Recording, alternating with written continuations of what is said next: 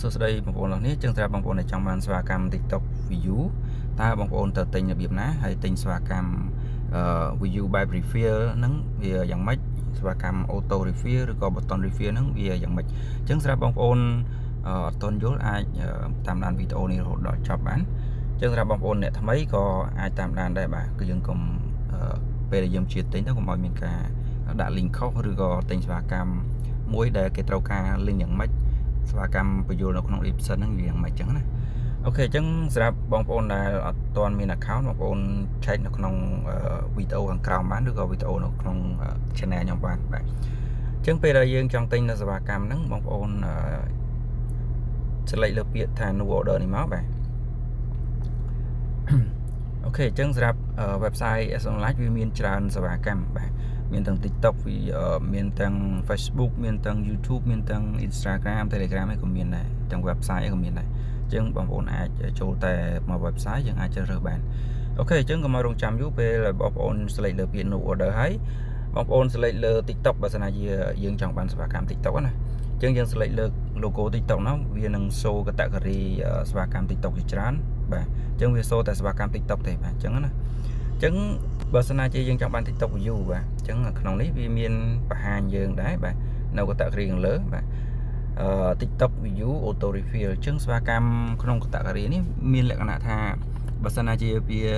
view វា drop វានឹង auto refill ខ្លួនឯងអញ្ចឹងណាអូខេអញ្ចឹងសម្រាប់សេវាកម្មទី1ខ្ញុំនឹងបញ្យល់បងប្អូនបាទសេវាកម្មទី1 ID 21029នេះបាទអញ្ចឹងយើង select លើសេវាកម្មហ្នឹងមកហើយនៅក្នុង description នៃសេវាកម្មគេបានបញ្ជាក់ឲ្យ link ដែលយើងអាចដាក់បានបាទគឺ link បែបហ្នឹងបាទយើងគឺគ្រាន់តែចុចលើវីដេអូហើយយើង copy link មកបែបធម្មតាសាមញ្ញទេបាទអត់បាក់យល់ទេហើយ speed នៃសេវាកម្មនេះវាអាចដើររហូតដល់ 10k ក្នុងមួយថ្ងៃណាបាទអានេះ refill 7 day មានន័យថាការធានារបស់គេរយៈពេល7ថ្ងៃបាទអញ្ចឹងមានការធានាដែរអញ្ចឹងណាឧទាហរណ៍ថាយើងទិញកង់អីមួយអញ្ចឹងគេធានាកង់មកទឹកអញ្ចឹងណាយើងគេធានាលើឈ្នន់អី7ថ្ងៃអញ្ចឹងបើមានបញ្ហាឈ្នន់គេដូរវិញអញ្ចឹងទៅហ្នឹងវាអត់ខុសគ្នាទេបាទអញ្ចឹងសម្រាប់ auto refill ខាងក្រោមនេះគេថា system check video every 12ម៉ោងបាទ and automatically អញ្ចឹងមានន័យថាបើសិនជាវាមានបញ្ហាក៏វា auto ខ្លួនឯងដែរបងប្អូនបាទសិនណាជាវីដេអូហ្នឹង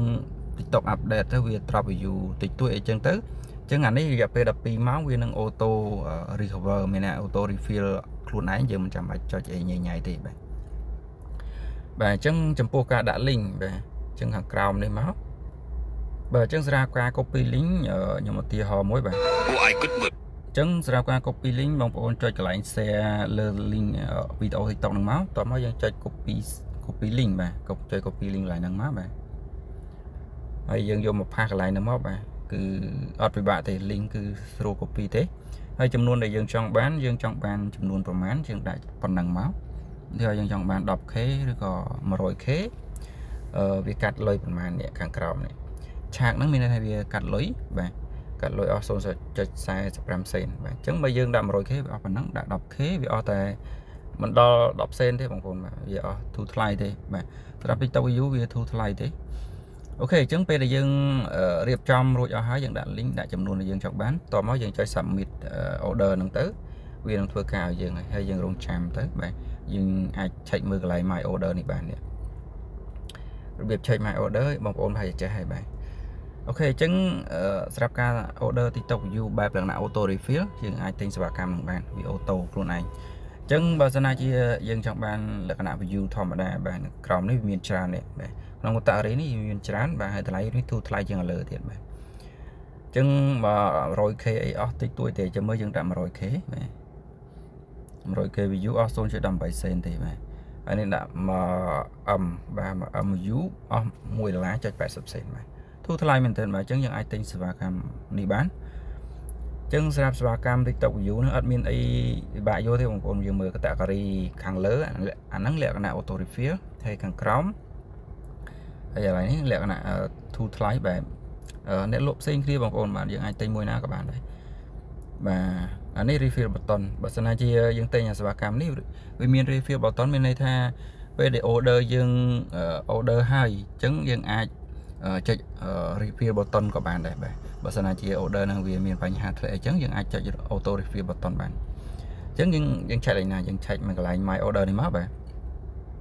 អញ្ចឹងវា show នៅខាងក្រោយនេះបងប្អូនបាទនេះកន្លែងនេះណាបាទអញ្ចឹងជាទូទៅ order មួយចំនួនតូចគេដាក់ refill button បាទអញ្ចឹ